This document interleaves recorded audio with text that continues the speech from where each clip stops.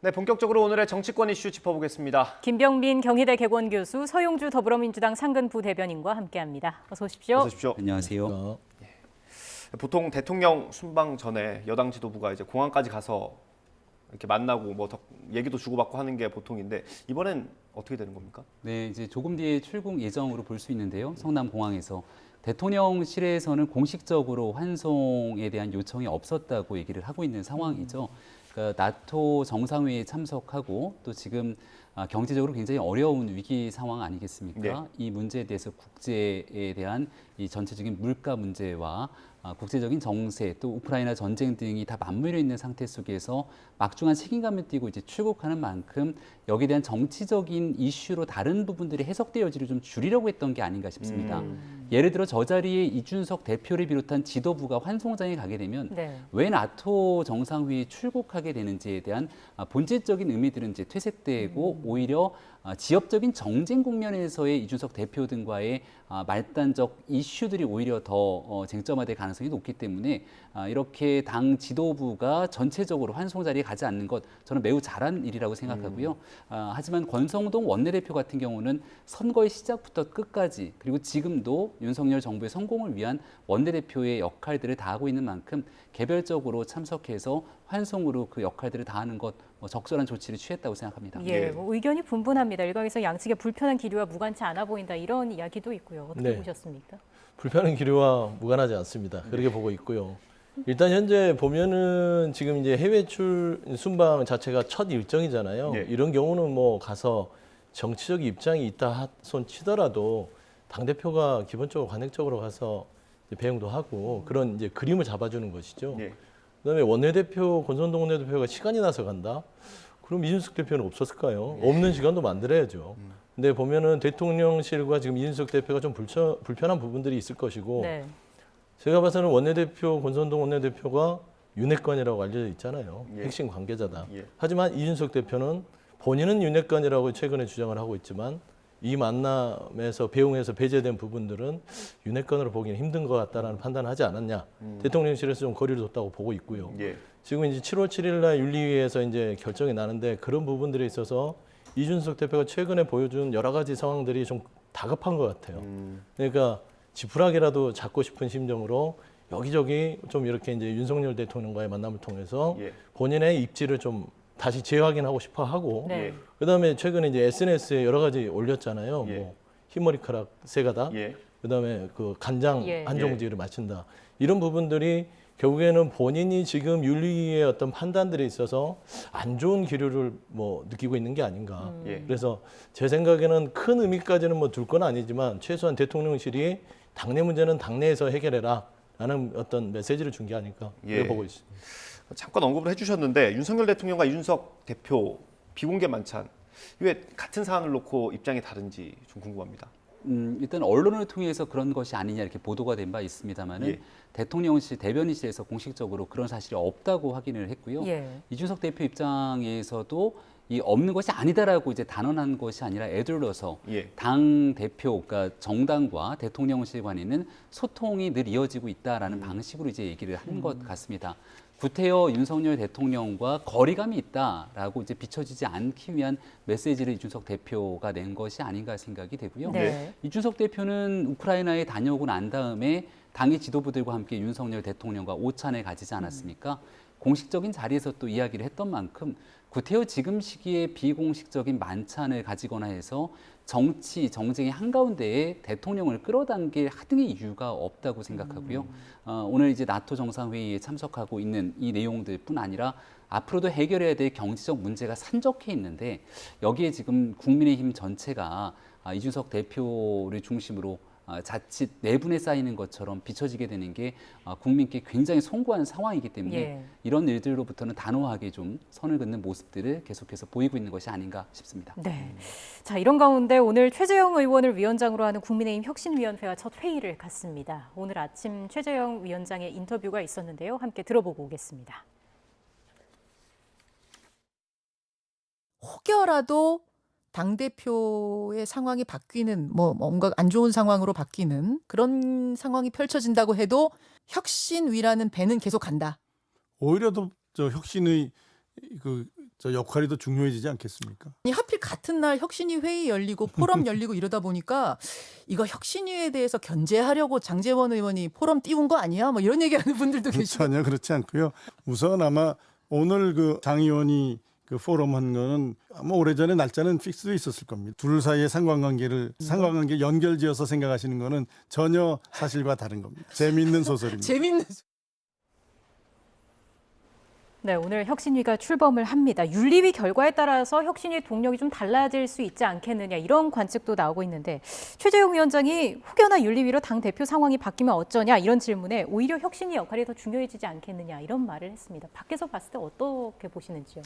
그러니까 이제 국민의힘의 혁신을 띄운 분이 이준석 대표죠. 예. 그러니까 제가 봐서는 이게 하나의 포석이었던 것 같아요. 본인이 지금 당내 상황이 여러 가지로 정치적으로 좀 밀리고 있으니까 혁신을 띄워놓고 이준석이라는 사람의 인물의 상징이 국민의힘의 30대 젊은 대표로서 혁신적인 네. 그런 기치로 내가 들어왔고 국민의힘은 내가 필요하다라는 예. 메시지를 준 것이죠. 그러니까 윤리위에서 어떤 판단을 내리는 것들이 결국에는 당에 도움이 되냐 안 되냐 선택해라. 혁신의 주체는 나만이 할 수 있고 나라를 잃었을 때는 국민의힘 자체가 손실이 있을 것이다. 예. 라는 저는 메시지를 던졌다고 봐요. 그래서 혁신 자체가 지금 이제 뭐 교묘하게 미래 포럼과 같이 공교롭게 일정이 같았지만 예. 저는 뭐 그게 꼭 장제원 의원이 그걸 막기 위해서 맞불러 건 아닌 것 같아요. 그렇게 보는 부분은 있겠지만 네. 네. 일단은 최재형 의원이 이끌고 있는 혁신위 자체는 이준석 대표가 말하자면 당에서 윤리위에 면제부는 아니더라도 어떤 필요성에 대한 각인을 주는 하나의 그 어떤 모임 자체로 발족을 했기 때문에 제가 봐서 혁신위에서 지금 뭘 논의할지 모르겠습니다. 예. 왜냐하면 이미 대선도 이겼고 지선도 이겼고 그리고 혁신위에서 했던 말이 이제 다음 총선 부분을 얘기하는데 예. 그게 굳이 지금 국정 운영이나 안정에 대해서 먼저 얘기를 해야지 2년 뒤에 총선을 또 생각한다? 뭐 국민의힘이 선거만 하다 끝날 건 아니잖아요. 이제 정부 여당으로서 국정을 어떻게 책임질 부분인지 예. 이런 게 우선돼야 되는데 그 이변에 보면은 이준석 대표의 그런 혁신 부분들은 본인이 살기 위해서 만든 부분이 있지 않았을까 예. 좀 판단을 하고 있습니다. 네, 혁신위와 장제원 의원의 포럼. 최재형 의원 말처럼 재밌기는 하거든요. 이 포럼에 가신 분들을 봤더니 일단 김종인 전 위원장이 거기서 연사로 나서고요. 네. 원내대표도 간 것 같고, 그리고 최재형 위원장도 갔고요. 배현진 의원, 안철수 의원 등등 가셨더라고요. 네. 그러니까 뭐 누가 왔네라고 말하기 힘들 정도로 되게 많이 오셨던데 이분은 어떻게 봐야 될까요? 당내 인사 뭐 누구 하나 빼놓지 않고 거의 다 참석한 것이 아닌가 생각이 되고요. 애당초 장제원 의원이랑 다소 좀 걸끄러운 관계가 아니냐 김종인 위원장 예. 그런 평가들이 있었는데 네. 김종인 위원장을 장제원 의원이 직접 초대를 했고 예. 또 김종인 위원장도 전혀 거리낌 없이 그 자리에 가서 많은 얘기들을 쏟아낸 것 아니겠습니까? 조금 전에 이제 혁신에 관한 얘기들과 최재형 위원장에 관한 얘기를 했는데 김종인 위원장께 얘기를 들어보니까 최재형 위원장이 김종인 위원장을 찾아와서 어떻게 혁신위를 끌고 가면 좋을지에 대한 고민을 한번 털어놓은 적이 있다고 합니다. 아, 네. 자문을 구한 겁니다. 자문을 구했을 때 김종인 위원장의 대답은 당의 정강 정책을 좀 잘 살펴봐라. 그러니까 과거에 있었던 미래통합당에서 국민의힘이라고 하는 정당으로 탈바꿈만 되는 당명에 관한 교체도 있었지만 그 당의 철학을 상징하는 당의 강령과 기본 정책들을 완전히 뒤바꾸게 되는 정강 정책의 변화들이 있었습니다. 예. 김종인 위원장 시절의 일이죠. 근데 이제 지금 와서 혁신이 필요하다면 그렇게 바꿔낸 정강 정책을 얼만큼 국민의힘이 제대로 실천하고 있는지를 살펴보면서 미진하고 부족한 일들이 있으면 채워나가는 게 혁신의 시작이다. 아마 이런 얘기를 건넨 것 같아요. 예. 이거 이제 최재형 위원장에게만 한 것이 아니라 아마도 가고 있는 많은 국민의힘 관계자들에게 더 혁신해서 나아가기 위한 당의 원로로서 해야 되는 일이 있다면 지금 있게 되는 미래 혁신 포럼을 비롯한 어느 곳에서든지 가서 그러한 역할들을 하지 않을까 싶고요. 네. 지금 좀 국민의힘에서 찾아보기 힘든 이 메시지가 약자와의 동행이기도 합니다. 한때 김종인 위원장과 비대위에서 서민을 위한 정당으로서의 약자와의 동행을 굉장히 강조했는데 최근 이준석 대표가 주도적으로 이끌고 있는 국민의힘에는 그런 모습들이 잘 보이지 않죠. 그리고 양 진영과 극단적인 갈등들은 심화됐지만 이를 포용하고 통합적으로 풀어내는 정치엔 또 미숙한 부분들이 있습니다. 네. 그러니까 이런 일들에 대한 조언들을 바탕으로 집권당이 됐기 때문에 경제를 살리고 그 이후에 총선까지 가기 위해서 필요한 일에 대한 조언들을 했을 거고 이런 역할들은 사람과 진영에 따라서 메시지가 달리 갈라지는 것이 아니기 때문에 아마 국민의힘 입장에서는 어떤 누구든지 간에 앞으로 윤석열 정부에 성공하는 정당으로 뒷받침되기 위해서 필요한 역할할 사람이 있다면 누구도 배제하지 않고 목소리를 들이려는 노력이 매우 중요하다고 생각합니다. 예, 여기서 안철수 의원이 또 궁금한데 당 일각에서는 친윤계 일부가 안 의원과 전략적 동맹을 맺고 있다 이렇게 좀 보는 시각이 있는 것 같아요. 내부 사정 좀 더 잘 아실 테니까요. 어떻습니까? 지난 대통령 선거를 생각해 보면 여러 평가들이 있었겠습니다만 안철수 당시 후보가 끝까지 완주를 하게 됐으면 대통령 선거 결과는 어땠을까 생각하기에 따라 아찔할 수도 있다고 저는 생각을 합니다. 그렇기 때문에 선거를 앞두고 있는 시점에 국정, 성공한 정부와 미래를 위해서 결국 단일화에 같이 합의를 했고 네. 그 이후에 합당을 통해서 이어지게 되는 국민의힘의 변화와 혁신에도 모든 국민이 보고 있는 앞에서 약속을 했죠. 그렇게 다가섰던 안철수 후보에 대해서 국민의힘에 있는 많은 국회의원들을 비롯한 정당 내 구성원들이 두 팔 벌려 환영하고 함께하는 모습을 취해나가는 것은 정치적 도의, 이른바 상도라고 할 수 있지 않을까 생각이 되는데요.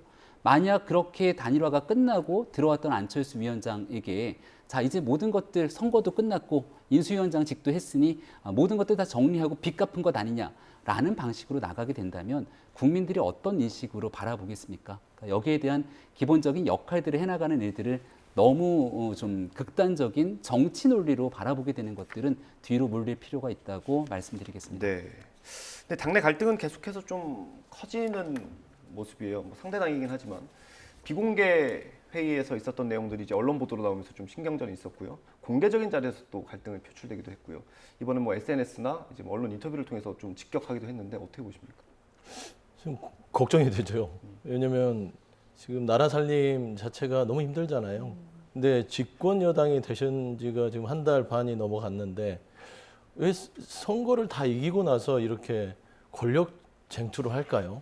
대부분 지고 나면 자중질환이 일어나서 네 책임 내 책임 공방을 하는 건 맞는데 예. 네. 다 이겨놓고 나서 본인들이 어떤 권력 암투, 그러니까 이준석 대표를 몰아내는 부분들 보면은요. 그다음에 윤핵관이라고 하지만 친윤 그룹들이 들어와서 어떤 치열하게 서로 흔들면서 싸우고 있지 않습니까? 예.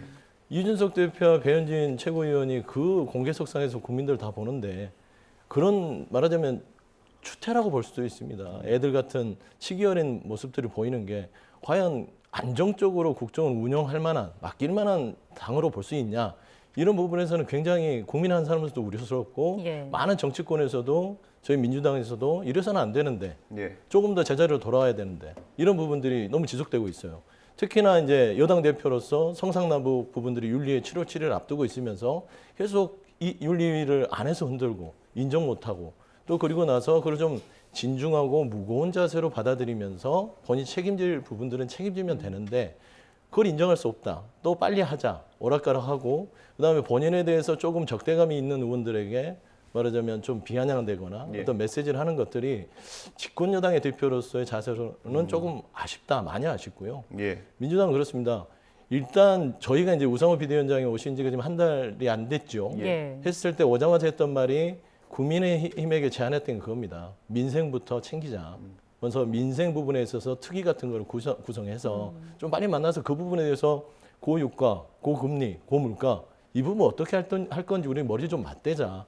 이제 물론 그 이면에는 원구성에 대한 여러 가지 뭐 지금 협상 내용들이 있지만 예. 중요한 거는 국민의힘이 그 시간을 할 동안에 좀 야당과 협치를 통해서 민생을 어떻게 살릴지 혼자 살릴 수 없습니다. 야당 협조가 있어야 되죠. 네. 이제 그런 부분에서 좀 전향적으로 물밑에서 국민들한테 그런 추태를 보이지 말고 예. 그거는 빨리 내부에서 정리를 해서 이렇게 한쪽으로 제껴놓고 민주당하고 이 민생에 대해서 좀 한번 해보자 해서 서로 민생을 가지고 헤게모니 싸움을 벌이면 얼마나 좋겠어요. 근데 그런 모습들을 집권 여당이 보여주지 않기 때문에 국민이 불행하다. 좀 그렇게 보고 있어요. 상대 당으로서 느끼는 어떤 아쉬운 점들을 말씀을 해주셨고요. 그럼 지금부터 민주당 이야기를 해보겠습니다. 이번 주도 전대를 앞두고 이재명 의원의 출마 여부가 가장 큰 관심이 될 것 같습니다. 108번뇌의 끝은 민주당 얘기니까 먼저 질문을 드릴게요. 결국에 당권 도전일까요? 뭐 줄곧 제가 이 자리에 와서 아직은 결정된 바가 없다 하지만 상황을 봐서는 108번뇌, 그다음에 무건수행 이런 얘기를 하시죠. 고민이 많을 것 같아요. 그래서 이번 워크숍에 가서도 다른 의원들에게 많은 얘기를 들었고 물론 본인을 지지하는 많은 분들께서는 또 출마를 하는 게 좋지 않겠냐 예. 하는 얘기를 하는데 당 상황 자체가 그렇습니다. 보통 당이라는 게 지금 현재 상황도 있지만 예. 정치는 과거를 통해서 오늘 또 보는 부분도 있습니다. 그래서 저희가 예전에 이제 당권 대권 부분들이 있었을 때 그게 성공적으로 이루어진 경우가 흔치 않았습니다. 그러니까 예전에 뭐 문재인 전 대통령도 그랬고 이낙연 전 대표도 그랬고요. 이게 당권 대권을 같이 갔을 때 당이 굉장히 혼란스러웠습니다. 그래서 그런 과거의 모습들을 봤을 때 반면교사를 삼아서 네. 이걸 판단을 신중하게 해야 될 부분이고요. 지금 당장 이재명 의원이 나가신다면 뭐 당대표에 가장 유리한 어떤 위치는 있지 않겠습니까? 예. 네. 그럼에도 불구하고 이게 전체 당의 흐름에 있어서 안정을 추구할 수 있을지. 그러니까 지금 민주당이 혁신이 필요한지 안정이 필요한지 네. 이런 부분들은 뭐 전당대회 출마하는 어떤 입장에서 하나의 정치인으로서는 좀 깊은 고민이 필요하기 때문에 108번뇌 이상 뭐 한 200번뇌를 하셔도 좀 신중하게 결정을 하실 부분이다. 좀 그렇게 보고 있습니다. 근데 오늘 이제 신문 기사들 많이 보니까 네. 뭐 거의 나오는 쪽으로 가닥이 잡힌 것 같더라고요. 뭐 근데 늘 보면 알겠지만 이재명 의원의 당대표 출마는요 이미 인천 개항을 출마하면서부터 의원이 되기 전부터 언론이나 다른 주위에서 평가하기로는 할 것이다. 예. 그게 수순이다라고 얘기를 했지만 예. 제가 봐서는 또 그렇게 상황이 녹록치는 않습니다. 예. 정치는 혼자 하는 게 아니고 예. 여러 의견들을 종합해서 그거를 결정해야 될 상황이기 때문에 예. 뭐 끝에까지 가봐야 될 것 같아요. 그래서 고민이 깊을 것이다라는 네. 거고 어떻습니까? 민주당 혁신이 필요할까요? 안정이 필요할까요? 일단은 이재명 의원의 출마가 혁신이냐 안정이냐 저는 두 가지 다 충족하지 못하고 있다는 생각을 지우기가 어려운데요. 얼마 전에 민주당 내 1박 2일 워크숍이 있었다고 하지 않습니까? 네. 당내에서는 아마 이재명 의원의 출마가 적절치 않다는 의견들이 중론을 이루고 있는 것 같은데 이재명 의원 입장이나 이재명 의원을 지지하는 측의 입장에서 바라봤을 때는 그럼 이재명 의원을 배제하고 났을 때 마땅하게 위기의 민주당을 구해줄 수 있을 만한 전당대회에 걸출한 인물이 있겠느냐라고 하는 방식으로 귀결이 되는 것 네. 같습니다. 예. 그래서 이런 때에 누군가가 강한 새로운 리더십을 바탕으로 새로운 혁신을 끌고 가는 리더가 출연할 수 있는 적기이기도 한데 민주당이 지금 현재 거론되고 있는 97그룹의 인사들의 면면을 살펴보게 되면 네. 물리적인 나이는 젊을지 모르겠지만 예. 민주당이 굉장히 독선적이고 또 국민의 눈높이와는 반대되는 국면을 가게 됐을 때 제대로 된 젊은 역할들을 했다고 보기 어려운 인사들이 많습니다.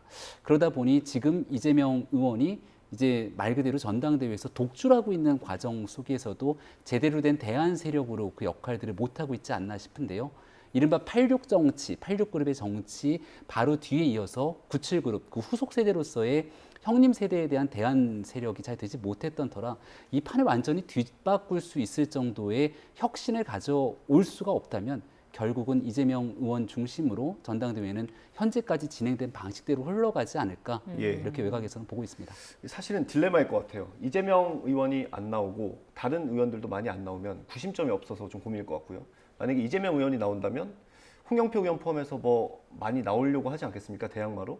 그러면 또 약간 혁신이라는 거에 좀 역행하는 분위기가 보일 수도 있을 것 같고요. 그러니까 저는 이제 이런 것들이 이제 규정된 오류 같아요. 그러니까 이재명 의원만 당대표로 나와야 어떤 구심점이 돼서 혁신을 할 것이다. 그렇게 보는 거는 너무 이제 한쪽만 보는 부분 같고요. 혁신을 할 수 있는 것들은 한 사람의 혁신도 있지만 민주당이라는 기본적인 집단지성들이 오랫동안 당을 유지해 왔습니다. 그래서 혁신이라는 것은 꼭 한 사람의 구심점이 아니더라도 어느 정도 능력 있는 분들이 많이 있습니다. 예. 이재명 의원이 워낙 크기 때문에 그게 안 보일 뿐일 수도 있죠. 예. 하지만 분명히 어떤 이재명 후보가 나온다 안 나온다의 거치에 따라서 인물이 없다? 그러지는 않고요. 충분히 인물도 있고 예. 그리고 그 좀 부족한 부분에 인물이 나와서 당의 혁신과 안정을 동시에 집단지성을 통해서 당을 이끌 수 있다라고 보고 있는데 지금 이제 관전은 이재명 의원 자체에 대해서 당대표가 나오냐 안 나오냐를 이거는 민주당뿐만 아니라 국민의힘도 그걸 보고 있고 국민들 자체도 관심사가 되기 때문에 예. 이런 부분에서 좀 하여튼 과도한 관심에서의 어떤 나머지 후보들이 사라져 버렸어요. 저 솔직히 말씀드리면 70 세대들이 물리적 나이에 대해서 세대 교체는 저도 동의하지는 않습니다. 네. 담론의 교체가 돼야 되죠. 그래서 예전에 86 세대들이 했던 어떤 정치 민주화에서 70 세대들이 주장하는 새로운 담론이 무엇인가 그런 담론을 통해서 당원과 국민들한테 선택을 받는다면 그 혁신의 주체가 꼭 누구 개인이 아니더라도 예. 충분히 민주당은 변화하고 혁신할 수 있는 기반은 될 수 있다. 라는 좀 판단을 하고 있습니다. 예. 그리고 앞서 이재명 의원이 지지자들 사이에선 또 응원을 받고 있다 이런 이야기 짧게 해주셨는데 당내에서 팬덤 정치와의 결별이 필요하다 이런 목소리가 계속해서 나왔잖아요. 박지원 전 위원장도 그동안 이와 관련해서 강한 비판을 해왔는데 이원욱 의원이 박 전 위원장 겨냥해서 이재명 의원 앞에서는 한없이 약해진다 이런 비판을 했더라고요. 이건 어떻게 좀 봐야겠습니까? 그러니까 왜 자꾸 이원욱 의원이 박지원 위원장을 되게 아끼시는 것 같아요.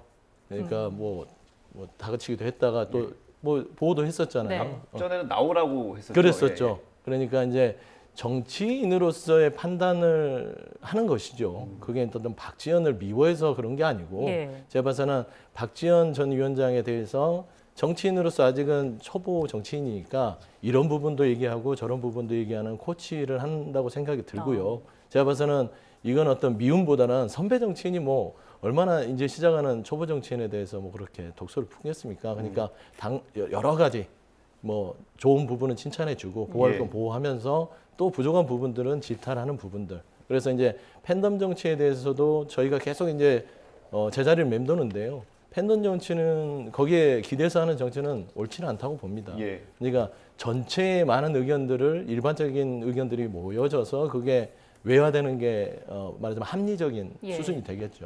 하나의 극단적인 어떤 매니아층에 있어서 거기만 예. 나를 너무 좋아하는 사람만 의견을 듣고 거기에 따라가는 것들은 뭐 솔직히 합리적인 정당 정치가 가능하다고 볼까요? 그러지는 않을 것 같고요. 예. 그런 의미에서 이제 팬덤 정치를 박지원 전 위원장한테 덧붙이는 것은 좀 과하지만 그런 부분도 좀 살펴서 갔으면 좋겠다라는 선배 정치인으로서 좋은 것 같다. 예. 그래 보고 있습니다.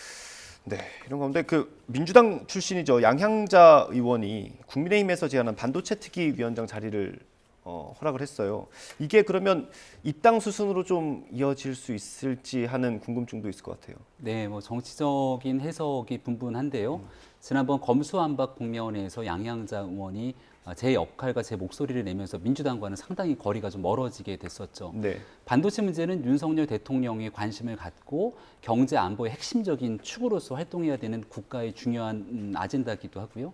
전 세계적인 문제 속에서 대한민국의 국가 경쟁력을 위해서도 반드시 국회가 관심을 가져야 되는 부분이기도 합니다. 양양자 의원은 삼성이라고 하는 초이류 기업의 출신이고 네. 또 고졸 신화에 대한 상징성 등등을 갖고 있는 인사라 이 국민의힘의 TF에 들어오게 된다면 좀 어색할 수 있는데 네. 국회에서 여야가 공히 함께 활동하는 공간을 위원장으로 모시게 된다면 거기에 대한 역할은 굉장히 주요할 수 있다 생각을 하고요. 호남이라고 하는 지역구를 두고 있는 의원이기도 한데 이용호 의원이 이제 민주당과 멀어져서 무소속으로 있은 뒤에 지난 대통령 선거 국면에서 국민의힘으로 입당을 전격적으로 하지 않았습니까? 그리고 나서 지금 전국정당, 국민통합 이런 기치를 내걸고 활동했던 모습들 때문에 이번 지방선거에서 호남에서의 국민의힘의 지지도 상당히 올라가게 됐습니다. 그러니까 양양자 의원이 어떤 선택으로 어떤 정치를 할지는 모르겠습니다만은 일단 멀리 가 있는 정치적 상상력은 좀 뒤로 물리고 중요한 건 반도체에 관련된 문제에서 양양자 의원이 어떤 중요한 성과를 보여지는지에 따라서 그 뒤에 평가들은 또 달라지지 않을까 싶습니다. 네, 어떤 성과를 낼지도 지켜봐야겠습니다. 자, 이런 가운데 개점 휴업 상태인 국회 원구성 문제도 여전히 돌파구가 보이지 않고 있습니다. 민주당에서는 당초 합의대로 법사위원장직을 내놓겠다라고 했지만 민주당이 내건 사개특위 조건을 두고 국민의힘은 받을 수 없다는 입장인데요. 오늘 아침에 여야에서 어떤 이야기들이 나왔는지 들어보고 오겠습니다. 우리 국민의힘은 국민 절대 다수가 반대하는 검수완박 악법 합의를 파기하겠다고 국민에게 약속했습니다. 여야 합의가 국민보다 우선시 될 수가 없습니다.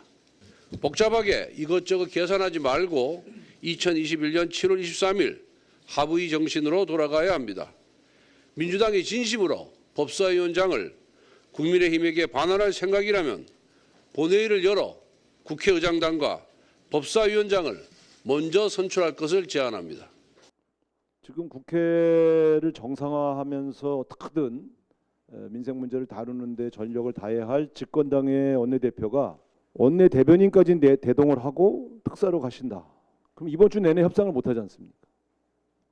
아니 지금 국회가 정상화가 되고 있지 않은데 집권당 원내대표를 특사로 임명하는 대통령은 또 뭡니까? 애초부터 이번 주에 정상할 생각이 없었던 거잖아요. 네, 현재 상황 어떻게 좀 진단을 해야 할까요? 어디까지 와 있습니까? 뭐 지금 민주당이 통 크게 양보를 했죠. 법사위원장 가져가라. 네. 하지만 그 이제 여러 가지 조건 중에는 뭐 이제 사개특위 참여해서 같이 하자. 뭐 그 정도 제안할 수 있는 거 아닐까요? 통 크게 양보를 했으니까. 그런데 권선동 원내대표가 1시간도 안 돼서 발로 찼어요. 안 해 이렇게 한 거죠. 근데 그런 경우는 없습니다. 대부분 민주당 야당의 원내대표가 이런 법사위원장을 주겠다고 결정을 해서 주면 최소한 그러면은 그 절충안으로 다시 보냅니다. 이거는 받을 수 없지만 이 정도 하자. 이렇게 하는 게 협의고 협상 아닐까요? 근데 그런 거 없이 던졌더니 바로 1시간 만에 우리는 못 하겠다 이런 거거든요. 근데 저는 참 답답한 게 권선동 원내대표가 야당이 아니에요. 예. 지금 집권 여당의 원내대표고 국정의 안정을 책임져야 되고 국정이 비정상적으로 운영이 되면 그 책임의 화살은 다 집권 여당과 윤석열 정부에게 있습니다. 그건 분명히 알아야 되는데 자꾸 아직도 야당인 것처럼 그러니까 민주당이 170석이 있다고 해서 여당이 아닙니다. 그러니까 여소야대일 뿐이에요. 예. 아, 여소야대 맞죠? 예. 그러니까 그런 상황인데 자꾸 그걸 오해하면서 그냥 아예 거부를 하는데 제가 봐서는 권선동 원내대표가 내일 필리핀을 나갑니다. 그런데 저는 이례적이라고 봐요. 지금 원구성도 안 되고 국회가 정상화되지도 않았는데 집권여당의 원내대표가 필리핀 특사로 갑니다. 제가 알기로는 10몇 년간 원내대표가 대통령 특사로 나간 적이 거의 없어요. 그런데 굳이 원구성도 안 된 상황에서 필리핀을 나가는데 그 필리핀은 한 6월 말까지 나갔다가 와요. 물론 데려가는 분들도 원내 뭐 대변인들도 있고 그러더라고요. 예. 굳이 이때 나가야 되냐. 만약에 오늘 정도까지 나가기 전에 만약에 합의를 해버리면 예. 그 여러 가지 합의 사항들을 해야 되니까 못 나가게 됩니다. 제가 봐서는 지금 할 생각이 애초부터 없었어요. 예. 필리핀 가서 좀 쉬었다가 갔다 와서 7월에나 좀 해야겠다라는 생각이 있지 않냐. 그거 아니고서는 권선동 원내대표가 저렇게 1시간 만에 걷어찰 이유가 없잖아요. 왜냐하면 뭔가 절충안을 다시 주고 핑퐁 하면 시간이 오래 걸리니까. 예. 저는 그 시간을 좀 맞추지 않았냐. 좀 아쉬운 부분들이 있습니다. 예. 교수님 말씀. 네. 지금 민주당 입장에서는 뭐 양보 등에 대한 오늘 얘기를 하고 있습니다만 누가 보더라도 양보할 생각 자체, 그러니까 여기에 대한 합의의 생각이 없었던 거죠. 그리고 어린 시절 이솝우화에서 여우와 두루미에 대한 우화를 보면 손님을 초청해서 먹을 것을 내어주지만 절대 먹을 수 없는 용기에 내어주는 그 모습들을 보고 있는 상황으로 비춰집니다. 예. 그러니까 민주당 입장에서는 법사위원장을 내주는 조건으로 사개특위를 열고 지난번 검수완박 국면에 있어서 절대로 받아들일 수 없고 헌재에 대한 권한쟁의 심판 청구를 했던 내용들까지 취하라고 얘기를 하고 있는 상황 아니겠습니까? 제가 권성동 원내대표에 대한 조그마한 배려도 민주당이 없다라고 얘기를 하고 있는 이유는 지난해 검수완박 법안이 처리 통과되는 과정에서 일부 합의가 번복되면서 권성동 원내대표가 받았던 정치적인 타격을 생각하게 된다면 이런 식으로 얘기를 할 수가 없습니다. 여기서 만약 조금이라도 작은 합의를 받아들이는 순간 당내 그리고 지지층들로부터 상당히 정치적인 위험, 어려움이 놓이게 될 텐데 애당초부터 할 생각이 없었기 때문에 권성동 원내대표를 약올리는 듯한 방식으로 이렇게 진행하고 있는 것이 과연 온당한 것인가? 지금 보여지고 있습니다만 입고 있는 옷과 보여지는 화면들은 지난주에 워크숍 장면이죠. 네. 1박 2일 워크숍에서 민주당이 어려움을 겪고 있는 문제를 타개하기 위한 결국 모든 초점은 8월 전당대회에 맞춰져 있는 겁니다. 근데 지금 워크숍이 저런 워크숍이 아니라 여야가 손잡고 이 경제 위기를 어떻게 돌파할 수 있을지에 대한 워크숍이 필요한 시점인데 민주당도 결과적으로 지금 현재 원 구성에 대한 시급성이나 이런 내용들이 다 국민들 앞에 보여지지 않는 측면이 있기 때문에 예. 여러 가지로 아쉬움이 있다 생각이 되고요. 지금 과거 2020년 총선이 끝나고 난 뒤에 그 당시 국정을 책임지고 있었던 민주당과 협상이 잘 안 되니까 부의장부터 상임위원장까지 전체를 다 민주당이 가져가면서 책임 정치라고 얘기했던 때를 좀 돌이켜 보게 된다면 어떤 방식으로 지금 시점에서 민주당이 움직여야 되는지도 국민적 눈높이에 맞춘 그 방안들이 나올 거라고 봅니다. 예. 저도 잠깐 말씀드리면 네. 그러니까 말씀은 맞는 얘기예요. 권선동 원내대표가 되게 좀 곤란할 거예요. 사개특위를 받으면. 근데 저는 그 태도에 대해서 말하는 거예요. 그러니까 집권 여당에서 원래는 집권 여당이 먼저 이렇게 하자 해서 야당을 좀 이렇게 막 끌어들여서 구워 삶아서 본인들이 원하는 방향으로 하는 거 이게 정치 묘미 아니겠어요? 근데 이제 하도 답답하게 아무것도 안 하니까 시군 여당에서 예. 민주당이 제안한 거 아닙니까? 그러니까 사개특위가 곤란하면 그러면은 다른 방안을 해서 절충안을 던지는 거죠, 민주당에. 예. 그러면서 이루어지는 게 협의인데 그 자체를 아예 거부한다는 자체는 과연 원 구성, 국회 정상화를 바라는 마음이 국민의힘이 없다고 보는 걸 수밖에 없어요. 야당은 솔직히 말씀드리면 정부 여당에서 어느 정도 양반을 갖고 와야 따라갈 거 아닙니까? 예. 그러니까 좀 그걸 알았으면 좋겠습니다. 지금 여당이고 집권당이고 정부 윤석열 정부입니다. 예. 네, 저희 민주당은 우상호 비대위원장도 그랬잖아요. 협치할 생각이 있고 협조할 생각이 있다. 그러니까 양보안만 가져오면 언제든 예. 하자. 이런 입장이니까 이런 부분에서는 두 개 다 권선동 원내대표께서는 좀 판단을 잘 하셔야겠다는 생각이 예. 듭니다. 권성동 원내대표 내일 출국이죠? 뭐 조금 더 시간 남았으니까요. 협상이 어떻게 되는지 한번 지켜보도록 하겠습니다. 오늘 말씀 여기까지 듣겠습니다. 김병민 경희대 개건교수, 서영주 더불어민주당 상금 부대변인과 함께했습니다. 두 분 감사합니다. 고맙습니다. 감사합니다.